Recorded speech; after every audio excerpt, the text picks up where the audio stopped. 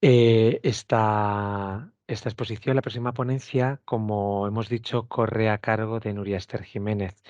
Lleva por título Prácticas restaurativas y círculos de diálogo. Nuria es licenciada en psicología, es maestra de educación especial y audición y lenguaje, mediadora educativa y experta universitaria en prácticas restaurativas, experta en convivencia y mediación de conflictos en el ámbito educativo y coordinadora de convivencia en un CEO en Ávila desde septiembre del 2015 hasta la actualidad.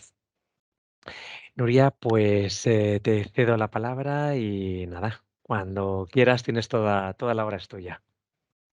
Muy bien, no sé qué tal me veis, porque me veo yo rara. ¿Aquí me veis bien?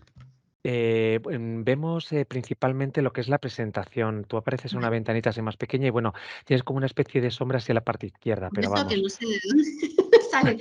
Pero bueno, si veis la presentación, pues empezamos. perfectamente. Bueno, lo primero, agradecer a Juanjo el que haya querido contar conmigo para estas jornadas. Me parece que son fundamentales, ¿no? Que la convivencia en cualquier ámbito educativo es un tema primordial, pero que en vuestro contexto aún lo es más, ¿no? Y también a vosotros, porque yo entiendo que después de todo el día trabajando, ¿no? Pues el dedicar otro rato a estar aquí juntos, pues es de agradecer. Yo sí que espero, bueno, pues que os sirva y que al final de la tarde, aunque acabemos cansados, os hayáis podido llevar alguna herramienta útil.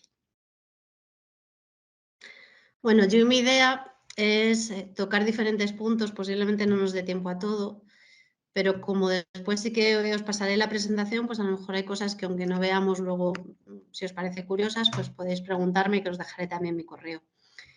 En principio, es situar un poco de dónde nacen las prácticas restaurativas, que vienen del tema de la justicia restaurativa. En esta parte no me voy a detener mucho, pero sí que tengáis una pequeña idea de dónde proceden estas prácticas. Después ya nos centraríamos más en qué son las prácticas restaurativas, en cómo se trabajan desde la pirámide de la convivencia, qué es eso de la escala de prevención y cómo nos puede ayudar a la hora de generar grupos, los círculos de diálogo, que ahí sí que me gustaría pararme un poquito más. Y si nos da tiempo, hay otra herramienta que no es difícil de utilizar, que son las preguntas y la conversación restaurativa. Sí que si vais teniendo alguna duda, no sé, a lo mejor a través del chat, pues puedes escribir a Juanjo y luego cuando consideres Juanjo, pues puedes lanzarme las preguntas, ¿vale? Si os parece. Estupendo, Nuria. Sí, sin problema. Bueno, pues empezamos. Para ver qué es eso de la justicia restaurativa, lo voy a hacer a través de una historia. Este es un camión que unos chavales, una noche de juerga desenfrenada, decidieron pues que iban a pintarle, ¿no? Y le dejaron así como veis aquí. Y como no debían de ser muy inteligentes, pues a ellos les pillaron. ¿Y cómo pensáis que se podría resolver esta situación? Uy, que se me dio una perdonar. Pues posiblemente les pondrían una multa que ellos harían lo posible para no pagarla. El dueño del camión se quedaría enfadado con su camión destrozado, ¿no? Posiblemente su herramienta de trabajo, que a lo mejor ni tuviera esa posibilidad de poder volverlo a pintar. Y posiblemente los jóvenes que lo han pintado a lo mejor están enfadados y decidían pincharle las ruedas, ¿no? Entonces, la persona que llevaba este juicio lo que decidió fue hacer una pequeña mediación entre víctima e infractor. Llegaron a unos acuerdos que, si os dais cuenta, pues fueron estos, ¿no? Al final, en esa conversación, ellos pudieron ver cómo se habían sentido. El dueño del camión entendió que la intención de ellos no era hacer daño, ¿no? Ni siquiera tenían esa sensación, sino que ellos pensaban que, bueno, pues que es algo que hace todo el mundo, ¿no? Para pasarse un buen rato y para divertirse. Y también el dueño pudo pedir qué necesitaba él, ¿no? Entonces llegaron al acuerdo de que se dejaron pintado y la verdad que se dejaron pintado pues bastante bien, ¿no? Fue una forma de resolverlo en el que todos ganaron. ¿De qué podemos sacar? Pues si veis, tienen diferentes perspectivas, ¿no? El foco se pone en distintas cosas. Desde la justicia retributiva, pues lo importante es que el ofensor reciba su merecido. Lo que podríamos decir, la frase, la idea que lo resume es: has infringido las reglas y hasta que no pagues con un castigo, no eres bien recibido en la comunidad. Sin embargo, en la justicia restaurativa se tienen en cuenta las necesidades de la víctima, la responsabilidad activa del ofensor en la reparación del daño. Y la idea, como veréis, es bastante diferente. Eres uno de los nuestros y no te vamos a abandonar, pero este comportamiento no es aceptable si tú eres responsable de reparar el daño. Con lo cual, si os dais cuenta, en uno se pone el foco en la reparación, ¿no? Y en el otro el castigo. Y además, desde la justicia restaurativa, lo que se condena o lo que se condena realmente es el acto y no la persona. Bueno, este es un cuadro, tampoco voy a entrar mucho porque luego le vais a tener, que compara un poco diferentes aspectos de la justicia restaurativa y la justicia retributiva.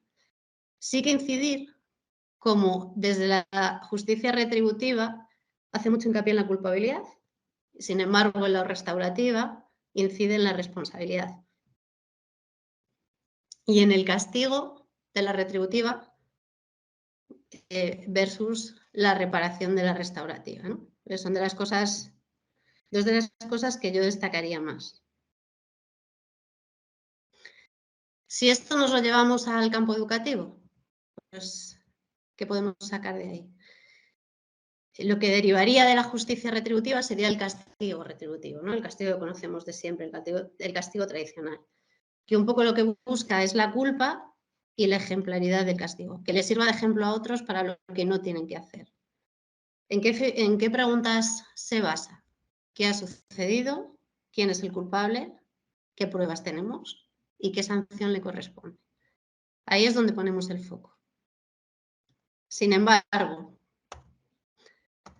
si nos vamos a la disciplina restaurativa, nos fijaríamos en qué ha pasado, quién se ha visto afectado y de qué forma, para hacerles ver además que sus conductas no afectan solamente a él, ¿no? Al que comete la acción o contra quien la comete, sino que hay una comunidad a la que también afecta.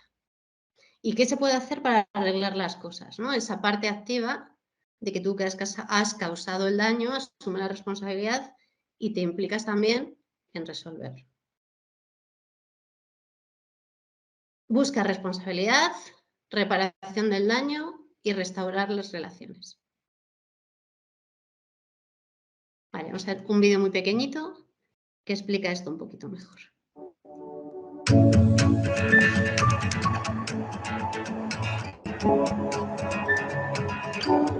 A veces, con nuestras acciones, podemos hacer daño a otras personas o a nosotros mismos. No somos perfectos y es normal cometer errores.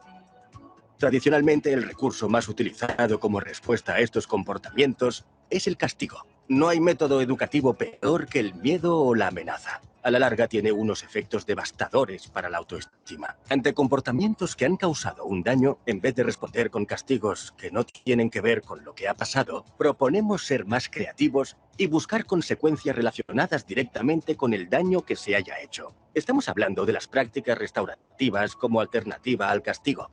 Una práctica que nos ayuda a comprender y asumir que, cuando provocamos un daño, es nuestra responsabilidad. Y si aceptamos que somos responsables de nuestras acciones, tendremos la posibilidad de hacer algo para reparar el daño causado. Con el uso de esta práctica, son todas las partes implicadas las que negocian los pasos a seguir para reparar el daño y participar en la solución. Así aprenderemos que nos podemos equivocar, pero que estará en nosotros la posibilidad de enmendar nuestros errores.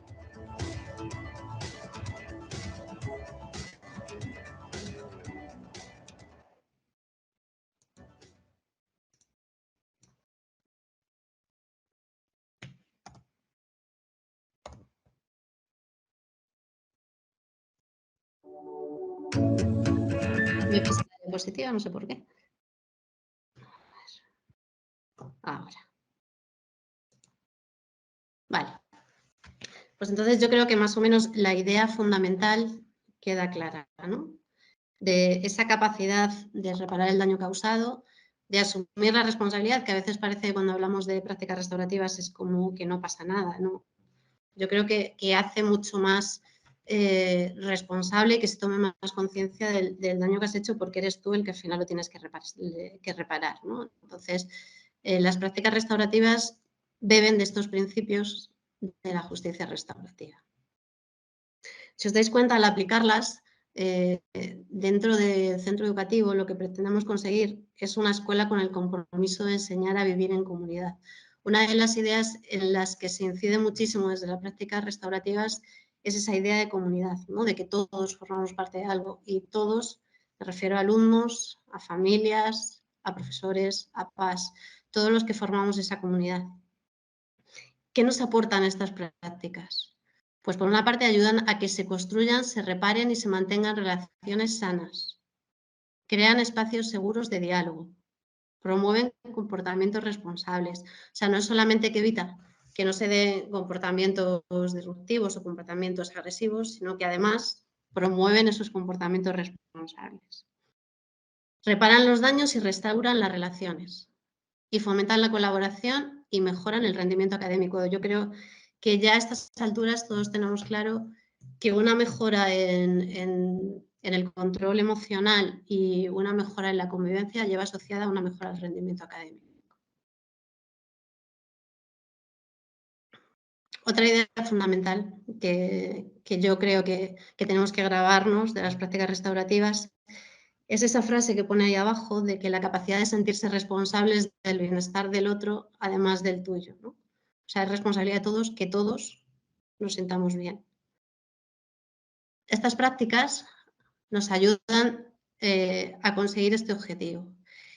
Como ya os he dicho antes, se aplican los principios de la justicia restaurativa a las relaciones cotidianas. Una cosa más que sí que es importante, son prácticas metodológicamente estructuradas. Luego lo veréis, los círculos tienen su estructura, las preguntas restaurativas tienen su estructura, las preguntas afectivas o las declaraciones afectivas tienen su estructura, o sea que no es nos ponemos a hacer un círculo de cualquier manera, ¿no? Está estructurado, está elaborado y además tiene su porqué. Están basadas en el diálogo y en la participación, permiten prevenir, detectar, gestionar y resolver situaciones de conflicto. No las vamos a utilizar solamente para resolver conflictos. De hecho, el punto más importante es que vamos a ser capaces de anticiparnos a esos conflictos y que una vez que surjan, que va a ser inevitable, se resuelvan de una manera muchísimo más satisfactoria para todos. Mejoran la convivencia y refuerzan los vínculos afectivos. Cuando hablamos de prácticas restaurativas, son un conjunto de herramientas, no es solamente una. Entonces, si veis ahí, a ver, os lo enlazo un momentito. Aquí, para luego cuando lo tengáis vosotros, tenéis un pequeño nada, es una pequeña explicación, es muy cortita, de cada uno de esas prácticas.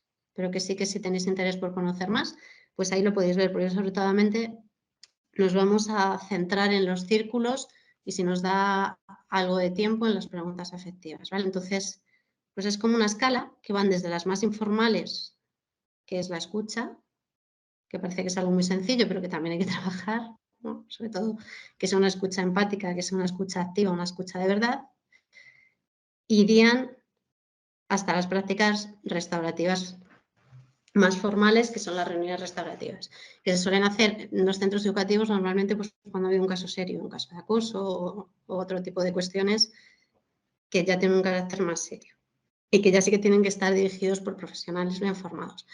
Sin embargo, las primeras de aquí pues, son más fáciles de desarrollar y prácticamente cualquier profesor puede ponerlas en marcha. Entonces, ya os digo, yo os he lanzado este documento, pero de todas formas podréis encontrar otros incluso en un manual que os diré luego. Si os interesa podemos sacar más información. Bueno, sí que me gustaría ahora, en la pirámide de la convivencia, que os fijéis si esto lo identificáis con la situación de la convivencia en vuestro centro. ¿Vale? Tendríamos una base aquí verde, si la veis es muy ancha, que tiene que ver con todas esas actuaciones y todas esas actividades que hacemos para fomentar un buen clima de grupo, de cohesión y organización, que fomenten la interacción y participación. Sobre todo a nivel de alumnado, pero también entre profesorados y con familias, ¿no? Pues todo, a lo mejor los programas de inteligencia emocional que llevemos en clase, los programas de alumnos ayudantes, las actividades que hagamos en colaboración con las familias, ¿no? ¿Qué tiempo invertimos en este tipo de actividades, que en teoría nos deberían de llevar la mayor parte del tiempo, ¿no? Luego tenemos un segundo escalón, amarillo, que aquí es donde resolvemos los pequeños conflictos de manera justa y educativa. O sea, no es que llegue un alumno a contarnos algo como tenemos mucha prisa y 20 cosas que hacer, o que ya estamos cansados de que siempre nos lo vengan a contar, es decir, no pasa nada, arreglarlo vosotros, ¿no? O pediros perdón, hacer las paces, ya está, ¿no? Sino que de verdad, pues tomamos ese tiempo para resolverlos, incluso si tenéis algún equipo de mediación en algún centro o alumnos mediadores, o incluso que estéis aplicando alguna práctica restaurativa, ¿no? Pues eso iría aquí. Y poquito tiempo actuar en conflictos graves, ¿no? Cosas de estas que ya, pues, inevitablemente, que todos tenemos algún caso, imagino que posiblemente a lo mejor en vuestro contexto más, donde hemos probado de todo y no nos ha servido, ¿no? O son cosas ya tan serias que tenemos que actuar aquí, aunque después intentemos tomar otra medida, ¿no? de estos dos escalones. ¿Pero qué pasa? Pues que muchas veces las prioridades a lo que nos llevan es a esto.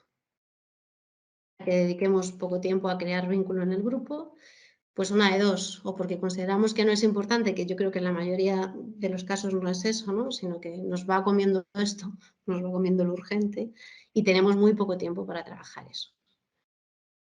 Y luego los pequeños problemas los resolvemos nosotros o los odiamos, lo que os decía, ¿no? No hacemos mucho caso porque ya es otra vez que se está quejando siempre. O lo resolvemos nosotros diciéndole, pídele perdón, o tú no sé qué, o tú no sé cuál, ¿no? Con lo cual el conflicto al final no se ha resuelto y lo más probable es que este conflicto nos vuelva a saltar. Y la mayoría del tiempo se nos va aquí con el casco de bombero apagando fuegos, ¿no? Y yo creo que eso al final lo hemos vivido, lo vivimos todos un poco, sobre todo en los centros ya de secundaria, bachillerato, infantil, en primaria, a lo mejor la cosa es diferente. Pero es verdad que cuando los alumnos se van haciendo mayores, ¿no? Pues estos tipos de situaciones se producen bastante más. Esto nada, sí que quiero que os fijéis un momentito, ¿no? Cada uno en vuestro centro, ¿con qué imagen identificaríais la convivencia? ¿Con cuál de las dos pirámides? Seguramente que en muchos casos nos hemos ido a la pirámide invertida, ¿no? Donde hay que dedicar mucho tiempo a resolver conflictos serios. Y como dice Mafalda, pues como siempre lo urgente no deja tiempo para lo importante, porque yo creo que todos estamos convencidos que la situación ideal sería esta, ¿no? El tener mucho tiempo para poder dedicar a cohesionar grupos, a darles esas estrategias y esas pautas para aprender a gestionar los conflictos de otra manera cuando aparezcan, todo el tema de inteligencia emocional, pero es verdad que muchas veces pues la situación no nos deja crear eso. Cuando, sin embargo, está demostrado que si fomentamos las buenas relaciones en el grupo, trabajando aquí abajo y potenciando el sentimiento de pertenencia, muchos conflictos o no aparecerían o seguramente si aparecen se resuelven positivamente, porque ya les hemos dado otro tipo de estrategias donde ellos pueden resolver las cosas de una manera diferente.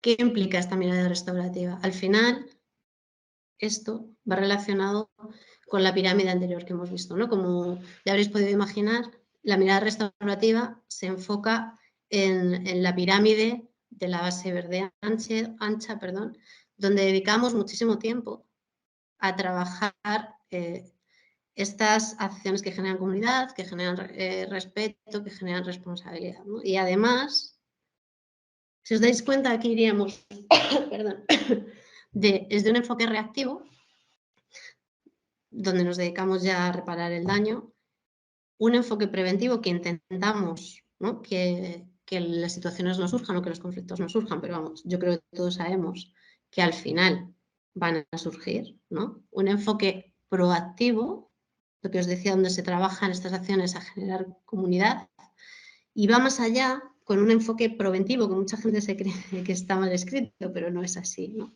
Proveer significa el dotar a las personas y a los grupos de esas actitudes y de esas herramientas necesarias para afrontar un conflicto.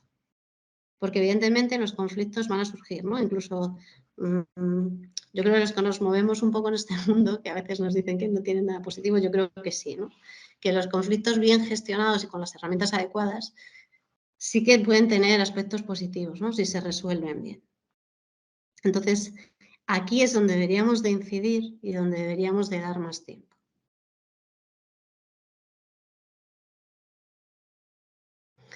¿Qué nos pasa muchas veces? Que confundimos agrupamiento con grupo, ¿no? Si queremos trabajar en esa cohesión de grupo y en tener un grupo fuerte con una estructura sólida, deberíamos de pasar de aquí a aquí, porque no es lo mismo. Es como cuando les pones a trabajar en cooperativo y te das cuenta de que están sentados de 4 en 4, pero lo que están haciendo no es un trabajo cooperativo. Bueno, pues aquí nos pasa un poco lo mismo. En un agrupamiento los miembros se conocen, pero simplemente se conocen y a veces el nombre y poco más, ¿no? En el grupo, todo el mundo es parte del grupo. Eso de ese sentido de pertenencia que todos necesitamos en algún momento. Y hay una cohesión grupal. Fundamental estas dos cosas. ¿Qué pasa con el agrupamiento? Tienen normas y objetivos, interaccionan y se comunican, ¿sí? Y si os dais cuenta, un poco como así. Sin embargo, para el grupo hay una interacción donde ellos se comunican, aprenden a participar y a colaborar y conseguimos que se sientan parte del grupo y eso lo que conlleva es que el grupo se cohesione, ¿no? Y a que al final trabajen como un equipo de verdad. Esto no os veo, pero sí que me gustaría que si tenéis, nada, es un segundito, pero si tenéis un papel y un lápiz a mano, pensaseis cuántas formas se os ocurren, cuántas propuestas se os ocurre de cosas que ayudarían a crear grupo. Medio segundo. Si podéis apuntarlo y si no, que lo penséis.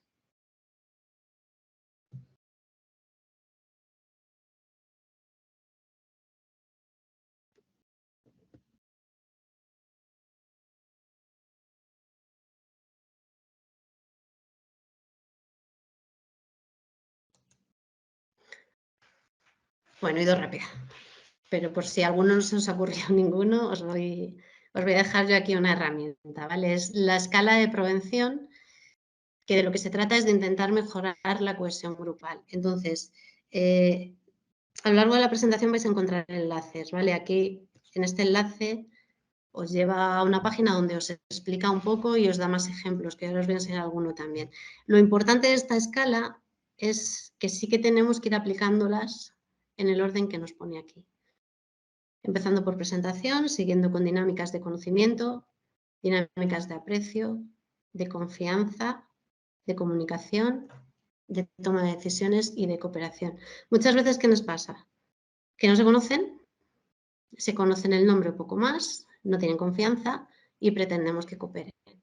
Y suele ser un desastre, ¿vale? Entonces, sí que tengamos esto como presente de en qué punto está nuestro grupo para ver qué le podemos pedir.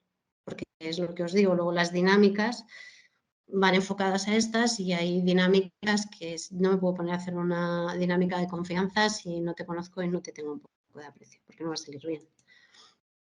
Entonces, esta es la idea, ¿vale? Que se trabaja desde una metodología socioafectiva. Esto es un poco la explicación de cada una de las cosas, que no me voy a detener mucho, luego si queréis, si tenéis alguna duda, porque me gustaría dedicar tiempo a los círculos, pero que sí que os deis cuenta que son como pasitos más, ¿verdad? Y luego, esta solamente son ejemplos, pero yo creo, a mí, por ejemplo, me resulta bastante útil, sobre todo al principio cuando empecé a utilizarlas. De cada una de los pasitos de la escala, tenéis 3 o 4 dinámicas. Son dinámicas muy sencillitas. Yo esto os diría, son dinámicas que después podéis utilizar en los círculos para meter alguna dinámica, como veréis, siempre se mete alguna. O 10 minutos en cualquier momento antes de una clase. No sé si trabajáis en cooperativo, pero si trabajáis en cooperativo, a mí sí que me gusta meterles alguna pequeña dinámica de esta, sobre todo cuando todavía no llevan mucho tiempo trabajando juntos. Porque un error que cometemos, y eso yo sí que os cuento en mi centro, la primera semana cuando empezamos ellos nunca tienen clase normal, o sea, nos dedicamos pues a elaborar las normas con ellos, a que se conozcan, es como pues normalmente depende cómo empiece, pero tienen 2 o 3 días con los distintos profes trabajando estas cosas y luego hacemos una jornada de convivencia de salida con ellos. Pero yo les digo, como después no sigáis trabajando esto, no pretendáis que el grupo esté cohesionado, ¿no? Es un trabajo que tiene que ser muy sistemático, aunque sea 5, 10 minutillos, una pequeña dinámica y siguiendo un poco este orden, viendo en qué punto está nuestro grupo. Vale, y nos metemos ya un poquito más con el tema de los círculos. Respecto a los círculos, a nivel terminológico a lo mejor encontráis como un poco de lío a veces, ¿no? Porque hay gente que habla de círculos restaurativos en general, cuando a lo mejor son un círculo de diálogo, gente que sí que te diferencia los círculos restaurativos y los círculos de diálogo. Entonces, yo os cuento un poco la explicación que a mí me convence más y que yo creo que os puede resultar más útil. Es verdad que la terminología tampoco es importante, ¿no? Sino que tengáis claro qué tipo de círculo voy a utilizar en cada situación y cuál es el objetivo de ellos, ¿no?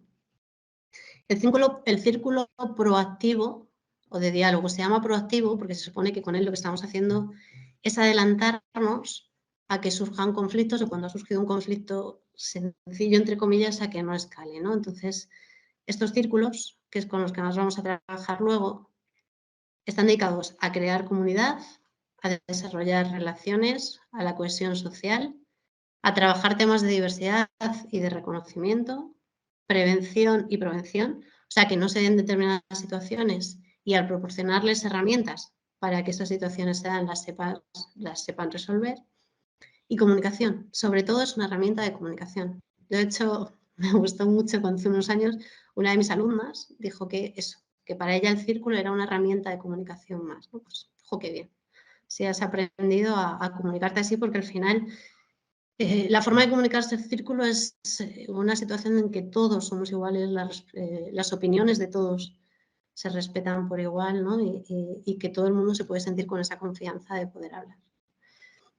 Y luego, por otra parte, tendríamos los círculos reactivos o restaurativos. Reactivos porque se hacen después de que ha habido algún conflicto. Pues es una reacción a algo que ha pasado. ¿Vale? Y como nos pone aquí, pues respuesta a conductas inadecuadas, resolver conflictos, restaurar daños y asumir responsabilidades. Es cierto que no tiene por qué ser un conflicto muy serio, ¿no? Pues a lo mejor simplemente hay una situación en el grupo que está funcionando mal.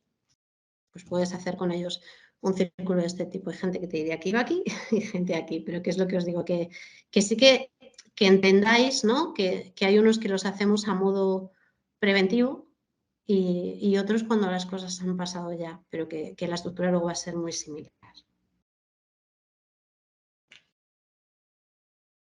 Bueno, los círculos de diálogo, que yo creo es la herramienta que a lo mejor si no tenéis mucho conocimiento de prácticas restaurativas, es una de las que sí que os puede resultar bastante útiles, ¿no? Los círculos de diálogo se utilizan para muchas cosas. Yo os he puesto aquí para aprender, para convivir y para crear comunidad, pero ahora vais a ver que se utilizan para muchísimas cosas. ¿Qué nos aporta el hablar en círculo? Primero, igualdad. Yo siempre, cuando nos ponemos en círculo las primeras veces, me gusta preguntarles que por qué creen que es el círculo, ¿no? Porque nos sentamos en triángulo, en cuadrado, cada uno como quiera. Pues al final, y los alumnos lo entienden rápido, ¿no? Porque todos nos podemos ver, todos nos vemos a la cara y además todos estamos en la misma situación. Sí que es importante que luego son detalles tontos, pero yo he visto alguna vez a algún compañero, todos los alumnos sentados en el suelo, ¿no? Y él en la silla. Yo personalmente creo que esa igualdad tiene que ser como hasta en los pequeños detalles. Yo me siento en el suelo con ellos, porque creo que si les estoy diciendo que en el círculo todos estamos en igualdad de condiciones, pues tenemos que cuidar mucho los detalles. La empatía, porque es verdad que al tener que escuchar al otro, porque solamente habla el que tiene el objeto de la palabra, ayuda también a que todos nos podamos entender un poquito mejor. Responsabilidad, por supuesto, yo creo que es una de las cosas en las que siempre incido, sobre todo cuando hay algún conflicto, pero no solo eso, ¿no? Porque si algo en el grupo funciona a medias, pues yo también tengo que asumir mi responsabilidad en aportar algo mío que haga que el grupo funcione mejor. Construir relaciones, seguridad y autoconfianza. Hay que generar ese clima de seguridad para que los alumnos hablen en el círculo. Ya os lo diré un poquito más adelante, pero no empecéis con un círculo completo porque no van a hablar. O nunca hacemos círculos, o hay un conflicto y nos sentamos a hacer un círculo. No tengo confianza, ¿no? O sea que sí que hay que generar en el grupo esa seguridad y esa autoconfianza en mí mismo de que voy a hablar y no me voy a sentir juzgado por nadie. Fomentar la participación. Al final, hay algunos turnos en el círculo donde el objeto se va pasando y a lo mejor tú no quieres hablar o no te atreves a pedirle, pero si me dan el objeto, pues oye, pues a lo mejor poco a poco, ¿no? Sí que empiezo a participar. Permite compartir experiencias, ayuda al proceso de aprendizaje. Se pueden hacer círculos de asignaturas para trabajar cosas de asignaturas o para evaluar cómo ha ido algún proceso. Y una rutina que ayuda a dar estructura. Si ellos ya saben que vamos a hacer un círculo, tienen como las pautas muy claras, empezando por cómo se tienen que colocar en el aula, cómo funcionan las normas, qué hacemos cuando se acaba el círculo, cómo volvemos a recoger, o sea que es como una metodología más. Lo que os comentaba, ¿no? Los círculos se pueden utilizar en muchas situaciones. Cada día para conocernos mejor en el grupo. Esto se refiere sobre todo pues, a lo mejor una pregunta por la mañana, no sé, o en el momento que vosotros estiméis más oportuno. Nosotros, por ejemplo, si nos ayuda, que empiezan con el tutor todos los días. O sea, he hecho ahí cábalas para poder cuadrar horarios, pero ellos siempre empiezan con el tutor. Entonces, yo sí que tengo muchos compañeros que cada día utilizan una pregunta de círculo, no hacen un círculo completo, pero sí que siguiendo la estructura del círculo con el objeto de diálogo y con las mismas normas. Si os atrevéis, en la reunión de principio de curso con las familias o en cualquier reunión con familias. Es verdad que al principio les choca, pero si lo cogen también como un hábito, es muy interesante porque salen muchas cosas que a lo mejor en otro momento no salen, ¿no? Están acostumbrados a que los profes les contamos nuestra película, como mucho te preguntan por las notas de su hijo y por 4 más, ¿no? Y la participación de los padres pues es escasa. Yo os digo que con los círculos al final los primeros les costará, pero sí funciona, ¿eh? Sí funciona y obtienes muchísima más información y más participación de la familia. Reuniones de equipos, reuniones de profes, también los podéis utilizar. Para valorar el funcionamiento del grupo y hacer propuestas, pues estás, por ejemplo, al final de trimestre, el sentarnos con ellos y valorar diferentes aspectos de cómo están funcionando las cosas y establecer acciones de mejora para la próxima evaluación o para la próxima semana en función de lo que queramos conseguir. En las asignaturas, para las tutorías da muchísimo juego porque se puede trabajar un montón de temas con ellos. Y, por supuesto, es verdad que también para buscar soluciones cuando hay conflictos de grupo, cuando es de grupo. Yo nunca los utilizaría cuando es de 2 personas, ahí podemos hacer una mediación o una reunión restaurativa si tenemos una víctima y un agresor. Pero conflictos que afectan a todo el grupo, pues sería un buen lugar para poderlos trabajar. ¿Cómo funcionan? Bueno, primero es obvio, ¿no? Todo el grupo se coloca en círculo. Pero que se vean las caras. Y si es posible, si es un círculo donde vaya a ser solamente una palabra, les podéis, o sea, una pregunta les podéis tener de pie, no pasa nada. Pero si es un círculo largo, intentar que estén cómodos, porque si no se van a empezar a tumbar, a echar para atrás, a que yo no te veo. O sea, es importante que estén colocados en círculo, sobre todo por el hecho de que todos se vean. Tenemos 4 normas muy básicas. Hay un objeto de la palabra, por ejemplo, una pelota que se va pasando. Respecto al objeto, depende. Hay gente, sobre todo con los más pequeños, que utiliza un objeto que para ellos sea importante. Pues no lo sé, algún objeto que tengáis en clase o algún objeto que sea importante para vosotros como facilitadores y que les expliquéis el sentido de ellos del objeto, o los que seáis como un poco más neutrales o no se os ocurra, pues simplemente una pelota de estas pequeñitas que se pasen bien. Lo único que os puede pasar con la pelota es que se la tiren y se la pasen, pero bueno, tampoco es mucho problema. Yo sí que las uso a veces y funciona bien si ellos saben cómo se tiene que utilizar el objeto. Segunda cosa, solo habla la persona que tiene el objeto. Los que no hablan escuchan con respeto. Eso también lo tienen que tener claro. Que uno habla y el resto tenemos que estar callados. Si cuando nos llega el objeto no estamos preparados, pues lo podemos pasar, ¿vale? Sí que es importante, lo que os decía antes, no que se pase el objeto al que quiera hablar, sino nos le vamos pasando todos. Yo si no quiero hablar no hablo, porque sí que se trata de que se sientan cómodos, aunque yo sí que les insisto que claro que si no les apetece hablar o quieren dejarlo para el final, pero que es interesante cuando todos aportamos, ¿no? Pues si hacemos un círculo y no habla nadie, pues al final no aporta mucho. Y luego, las rondas consecutivas o no, es que puede haber preguntas que yo lance para que contesten todos y otras preguntas, pues que a lo mejor puedo hacer hasta mitad del grupo y después cambiar, o estas sí de manera voluntaria, dependiendo de lo extenso que queramos hacer el círculo y de lo que nos interese cada tipo de pregunta. ¿Qué hace el facilitador? Que en este caso, pues generalmente seréis vosotros, aunque también si ellos van aprendiendo, es bueno que pudiera empezar a hacer algún alumno. Yo, por ejemplo, los mayores ya sí que facilitan algún círculo con los alumnos más pequeños, evidentemente siempre con un profesor de cofacilitador ahí por si acaso, pero que también es un rol que poco a poco pueden ir asumiendo ellos. Pues lo que tiene que hacer es planificar el círculo. El círculo tiene que estar planificado, tienes que pensar qué objetivo pretendes. Dentro de la estructura, cuando la veamos, qué juego voy a hacer para que se mezclen, qué preguntas voy a hacer en primer lugar. O sea, no el llegar y decir, venga, vamos a hacer un círculo, ¿no? Quizás cuando ya tengas mucha experiencia, pero ni aún así. O sea, es algo que el facilitador tiene que planificar. Recordar las normas, tanto antes de empezar como si en algún momento ve que hay algún alumno que no las está cumpliendo. Entonces, con toda la tranquilidad del mundo, se les vuelve a recordar. Dar un modelo de respuesta, sobre todo si son preguntas a lo mejor un poco más complicadas que ellos no puedan entender bien, pues podíamos ser nosotros los primeros que empecemos a contestar. Pero aquí sí que hay que tener cuidado porque si siempre empezamos nosotros, a veces tienden a copiar la pregunta, ¿no? Entonces es pensar si es una pregunta clara, pues que empiece alguno de ellos. Por ejemplo, si les digo, ¿tu color favorito? Pues podrían empezar ellos, ¿no? Pero si es algo que hay que elaborar más la respuesta o que no sea muy clara, es bueno que empecemos nosotros. Cuando acaba la ronda, resumimos y recogemos lo que se dice. Y aquí hay una cosa que yo creo que a los profes nos cuesta un poco, que es el no meter nuestra opinión, ¿no?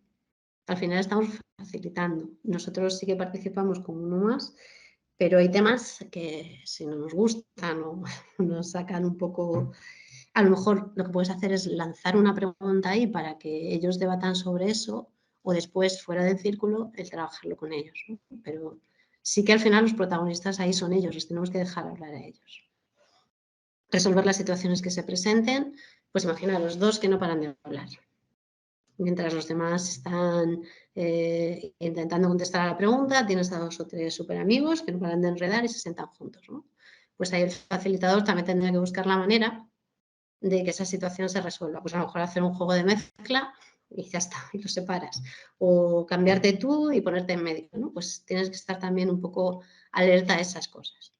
Y generar preguntas a partir de lo que se dice, pues lo que os decía. Imaginaos que ellos hacen un comentario en el círculo que tú no quieres que el resto se quede con esa idea, pues a partir de ahí puedes lanzar una pregunta nueva aunque no la tuvieras elaborada, ¿no? O sea que es esa planificación por una parte y esa flexibilidad por otra parte también a la hora de generar las preguntas.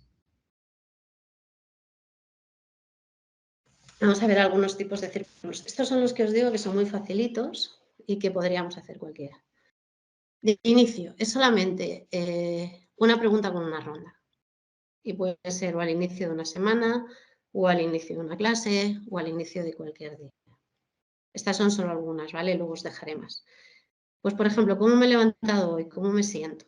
Y a lo mejor del cómo me siento puede ser numérico, del 1 al 10, ¿no? Y si quieres, luego lo explicas y si no, pues no. Pues solamente dices 3. Imaginaros que lo preguntáis y os salen 2, 3, 4. Pues ya sabes que del 1 al 10 a la clase la tienes un poco, ¿no? A lo mejor los tienes que mover un poco o tienes que ver qué hacer con ellos.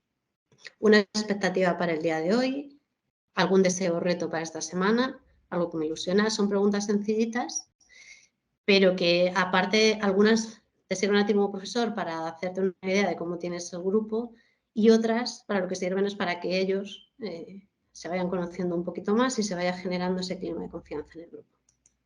o de cierre. Al final del día, por ejemplo, o al final de una clase. Una idea que me llevo de lo que hemos hecho hoy. Algo que me ha gustado del día de hoy. Algo que me ha hecho reflexionar. Algo que quiero trabajar más. Si os dais cuenta, esta se puede hacer en una asignatura. Cualquier asignatura para cerrar. Es una forma de evaluar, ¿no?, de lo que se han enterado ese día o con lo que se han quedado ese día. Otros tipos de círculos que podemos hacer. Para evaluar el grupo y para formarles. Les podemos incluir preguntas para conocerse mejor, para hacer las normas. Podemos hacer las normas también con este formato de círculo. Para trabajar temas de educación social y emocional, aquí era lo que os decía de las tutorías, de valores, de prevención del acoso, de gestión de conflictos, de metas personales, o sea, al final también un poco de orientación académica, de orientación profesional. ¿Cómo resolvemos pequeños conflictos? Contenidos de asignatura, círculos de búsqueda de soluciones. O sea, que os dais cuenta que hay un espectro muy amplio, ¿vale?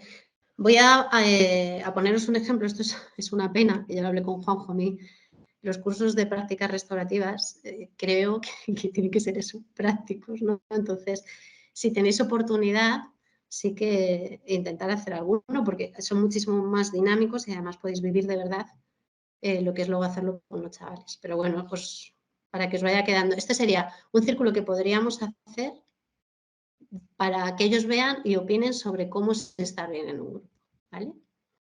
Tendríamos una pregunta de entrada, por ejemplo, un sueño que he tenido últimamente, pero que esta pregunta podría ser cualquiera, es una pregunta un poco como para romper el hielo, para que se conozcan, que no tiene por qué tener nada que ver después con el tema que vayamos a tratar. A lo mejor alguna situación sí, pero no es necesario. El tema. Y podríamos lanzarles estas preguntas. Piensa en un momento en el que has estado contento y orgulloso de pertenecer a un grupo. ¿Cómo era? Da detalles. Siguiente pregunta. Con lo que hemos hablado, ¿qué crees que hace que un grupo funcione bien? Y la última, algo que nos ayudaría a todos a crear grupo. Estas preguntas se les va lanzando de una en una, ¿vale? A veces se les da un momento, se trabaja uno o dos, se les da un momentito para que lo comenten con el compañero, que a lo mejor les da menos vergüenza, sobre todo al principio, y que luego ya lo puedan poner en común, o que directamente se haga la pregunta, la pelota se vaya pasando y vayan contestando. Si alguno no quiere y pasa, normalmente al final, cuando todos han terminado, se les vuelve a decir, ¿alguien que no ha hablado quiere añadir algo más? Porque a lo mejor yo se le ha ocurrido o quiere aportar algo. Y después habría una pregunta de cierre, que es algo que he aprendido o que me ha gustado de lo que hemos hablado. El círculo completo, ahora veréis que es un poco más largo, pero bueno, este sería con una pregunta de entrada. Aquí podríais hacer 2 o 3 preguntas y una pregunta de cierre y no nos ocuparía mucho. Vale. ¿Qué preguntas hacemos? Imagino que a lo mejor ya os lo habéis planteado. Pues las preguntas, evidentemente yo no puedo coger cualquier pregunta que se me ocurra, ¿no? Tienen que estar relacionadas con el propósito y el enfoque del círculo. O sea, yo cuando me planteo hacer un círculo tengo que tener ya pensado para qué quiero conseguir con ese círculo, porque si no al final pierden también un poco su sentido, ¿no? Si ellos te dicen, porque les gusta, ya te dicen, un círculo. Vale, sí, un círculo, pero vamos a pensar, ¿no? Sobre qué. No es un rato para perder clase, que no lo sería, porque si de verdad conseguimos que se escuchen y que argumenten y que trabajen juntos, pues ya sería suficiente. Pero bueno, que sí que las preguntas tienen que estar en función de lo que nosotros queramos conseguir. ¿Y cómo pueden ser esas preguntas para que sean interesantes? Relevantes. Cuando la planteemos, que pensemos si tengo interés en saber esa respuesta me va a servir para algo. Concretas, si se entiende. Aquí sí que es importante, a veces os vais a dar cuenta, porque si lanzáis la pregunta y os empiezan a contestar cosas que no es lo que vosotros queríais que contestaran, a lo mejor no la hemos formulado bien, ¿no? Y merece la pena parar y reformularla otra vez. Siempre que podáis, formuladas en positivo. Pues en lugar a lo mejor de qué cosas están mal en clase, pues qué pensáis que podríamos mejorar en la clase, ¿no? Queremos tener la misma información, pero es otra manera de plantearlo. Preguntas abiertas, que no nos sirvan un sí o no, sino que cada uno pueda elaborar su propia respuesta. A veces les podemos meter alguna con soporte visual, ponerles, por ejemplo, fotos de flores, se me ocurre, y decirles con qué imagen te identificas. O yo una que utilizo para cerrar y que a mí me gusta mucho es ponerles, ya la última pregunta, la de cierre, ponerles fotos de distintos zapatos y decirles con qué zapatos te vas, ¿no? Es una metáfora de qué me llevo yo de lo que hemos estado trabajando ahí, pero trabajando con imagen. Es algo diferente y que sí que les suele motivar. Sugerentes imaginativas que sean motivadores y les den ganas de responder. Centradas más en soluciones que en problemas, porque problemas nos van a contar todos los que hay más, ¿no? Pero de lo que se trata es eso, de buscar soluciones y además soluciones no solo de qué pueden hacer los demás, sino qué puedo hacer yo, ¿no? Buscando esa responsabilidad que es uno de los ejes de las prácticas restaurativas. Y a veces con respuesta no verbal. Pues, por ejemplo, el decirles, poneros a este lado de la sala los que sí que tenéis móvil, ¿no? Se nos pondrían todos, pero bueno, es un ejemplo. Vale, aquí estos son 2 recursos que os he dejado el enlace para que tengáis. En la revista vais a encontrar, por una parte, esta revista es entera de prácticas restaurativas. Además, hay 2 experiencias, creo recordar, sí, 2, de centros de menores que a lo mejor tampoco os aporta muchísimo nuevo, pero para que veáis que se están trabajando y que los resultados son bastante positivos. Y donde pone preguntas es un banco de preguntas. Bueno, os lo enseño.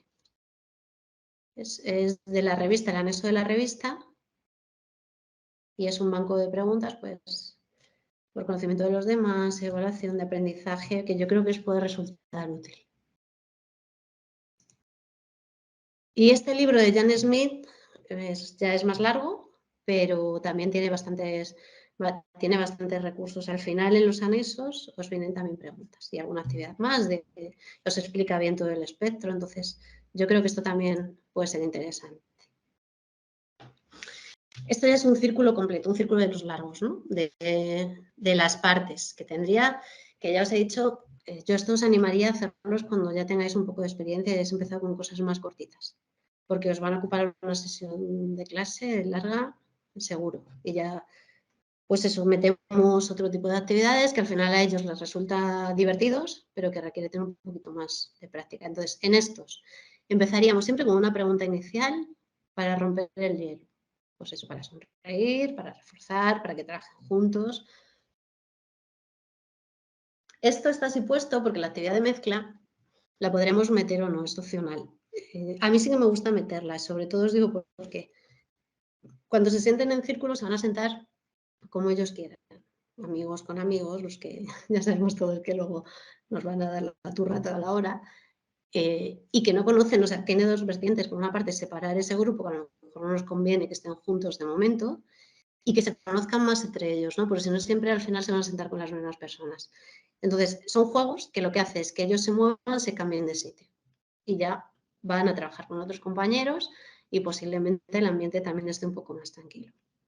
Después meteríamos las preguntas del tema que queremos tratar, que es la parte más larga, y depende del tiempo que tengamos y de las preguntas que queramos hacer, pero normalmente no se meten más de 3 o 4 preguntas porque si no se nos haría muy largo. Aquí igual, esta actividad se puede meter o no. Yo suelo meterla en función de lo cansada que vea el grupo. Si el grupo está cansado, que es que ya se están poniendo mal, pues nada, es levantarlos, hacer alguna actividad que se muevan un poco, que repitan ritmos, que les activen, para poder después ya cerrar con una pregunta de cierre y una pequeña evaluación. Ahora vamos a ver más despacio con algún ejemplo. Aquí tenéis unas preguntas iniciales.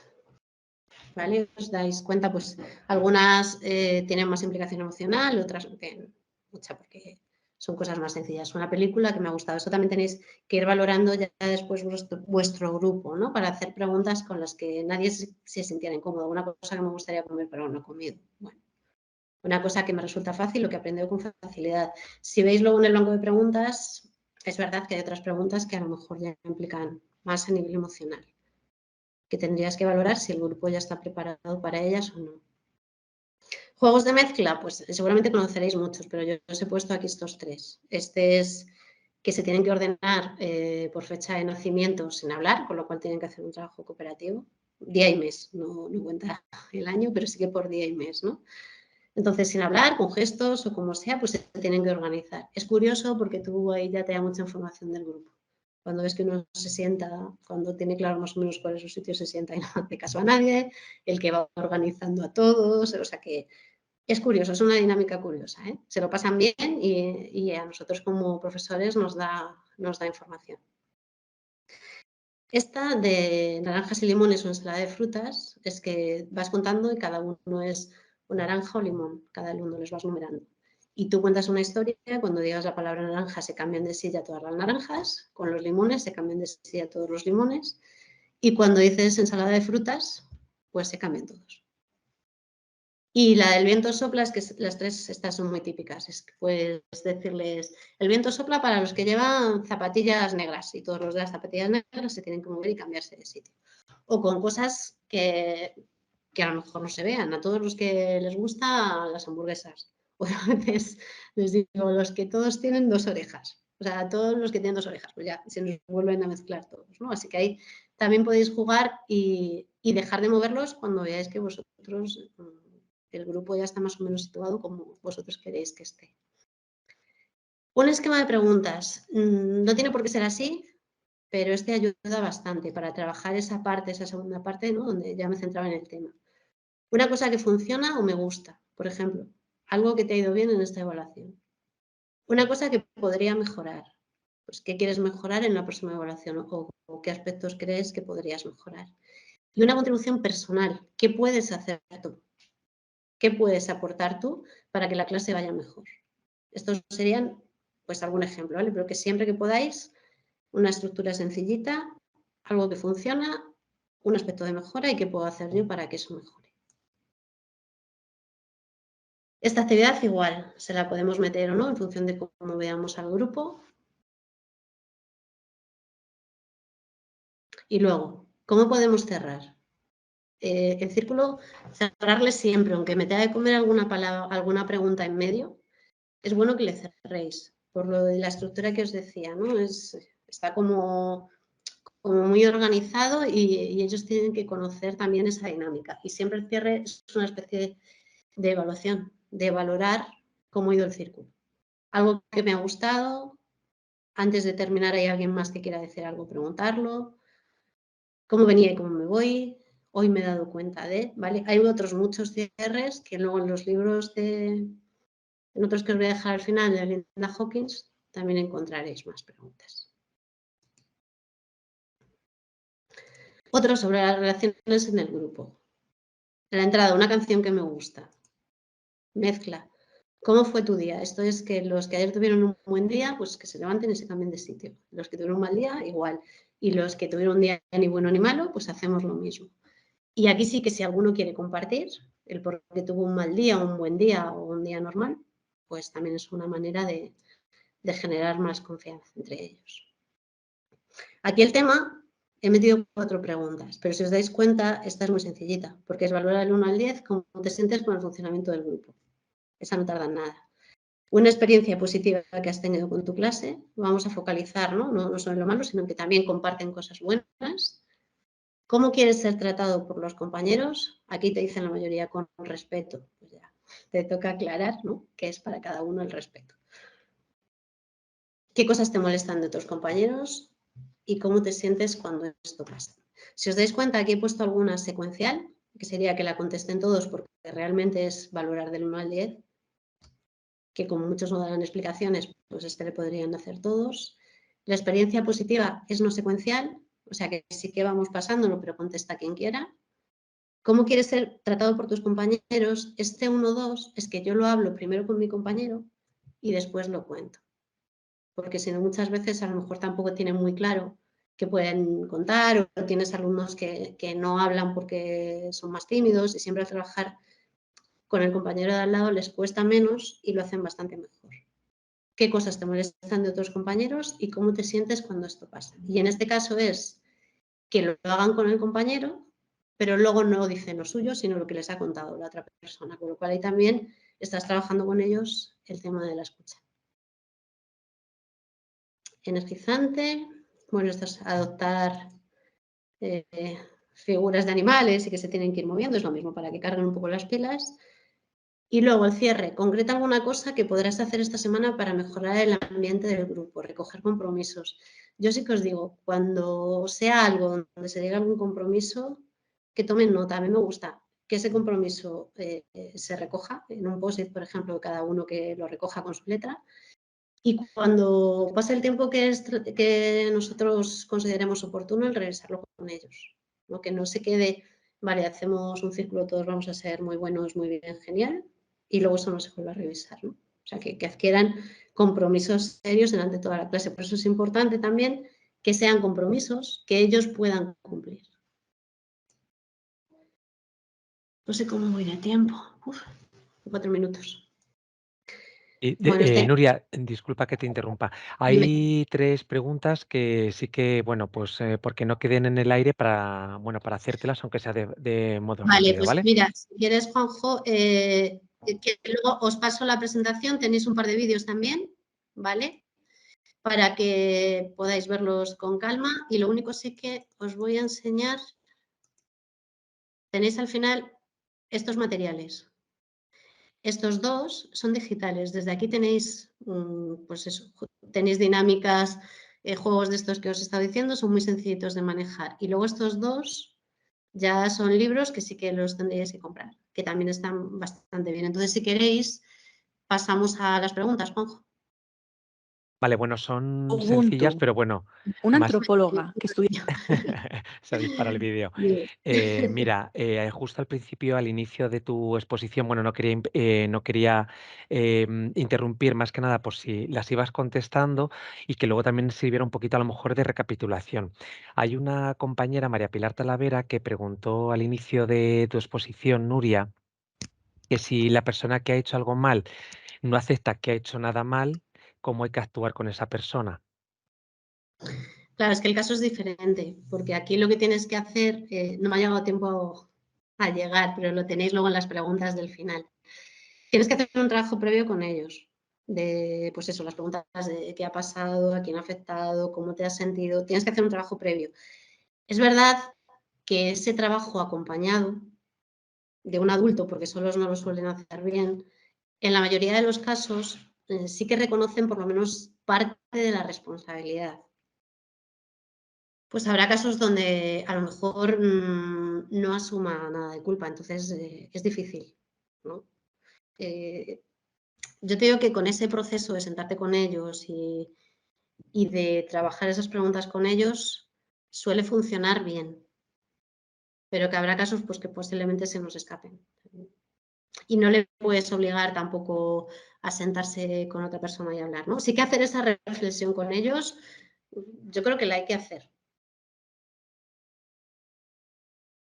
Vale, mira, hay una segunda pregunta. Imagino que, bueno, entre la bibliografía que has incluido estará, pero Ana María Alcocer dice que le interesa muchísimo pues, tener bibliografía sobre preguntas efectivas y prácticas restaurativas, así como sobre mediación.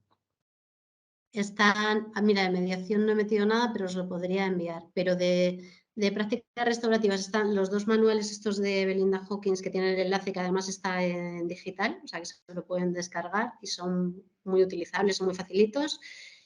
La revista de Convives, que también la tienen enlazada. El manual de Jan Smith, que es todo en ámbitos educativos, que también lo tienen enlazado, igual es en digital. Y luego tenéis 2 libros, el de Juan de Vicente, que está ahí, que es para secundarias de institutos y está muy bien explicado todo el espectro y además os vienen ejemplos prácticos de círculos. Y otro de Karma Bokeh, son libros prácticos, ¿vale? Los que os he dejado, porque yo creo que al final es lo que queremos, ¿no? Herramientas que nos sirvan. Y lo que es de mediación, os podría recomendar alguno de Torrego. El de mediación en contextos educativos. A ver si lo encuentro. Y si no te lo mando, Juanjo, si Vale, quieres, vale. si queréis algo de bibliografía de mediación, os la envío. De todas No me formas, gusta bueno, nada. Nuria, también se puede incluir al final en la bibliografía o el enlace o o como consideres, porque, bueno, dejamos unos días, recopilo todas las presentaciones que me enviéis y a su vez las reenvío a todos los asistentes que participan en esta formación. Así que tranquila que hay margen para incluirla en Pues la os envío bibliografía. algo más de bibliografía. Vale. Había otra pregunta que dice, ¿cuál es el número ideal para realizar los círculos de diálogo? A ver, lo ideal, entre unos 20, 25. Lo que pasa es que si tienes una clase más grande, pues con una clase más grande. Menos de 10 son poco efectivos los de diálogo. Otra cosa es que tengas que hacer un círculo restaurativo ya para alguna cosa seria. Pero los círculos de diálogo nosotros normalmente lo hacemos con los grupos clase, con una clase. Que nosotros, pues eso, que a lo mejor tengamos 25 en unas clases, 27 en otros, con un grupo. Perfectamente con una clase se puede hacer. Vamos, no sé los grupos que tenéis vosotros, pero... Lo único Bueno, luego, claro, si tienes un grupo más grande, controla mejor el tiempo con las preguntas. A lo mejor en lugar de meterles 4 preguntas, les tienes que meter 3. O que medio círculo te conteste una pregunta y otro medio a otra, pero más de 30 ya no, os recomiendo. si nuestra ratio suele estar, pues como está apuntando ahora mismo una compañera, así en torno a los 25. Bien, Siempre perfecto. hay un margen de un 10% que en núcleos urbanos donde hay pues bastante demanda se podría ampliar, pero normalmente suele estar en 25 alumnos.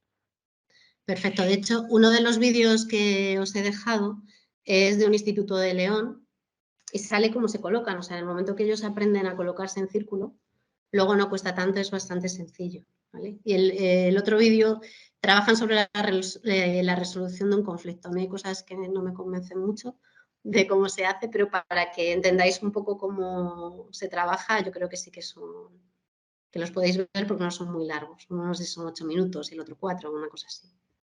Estupendo.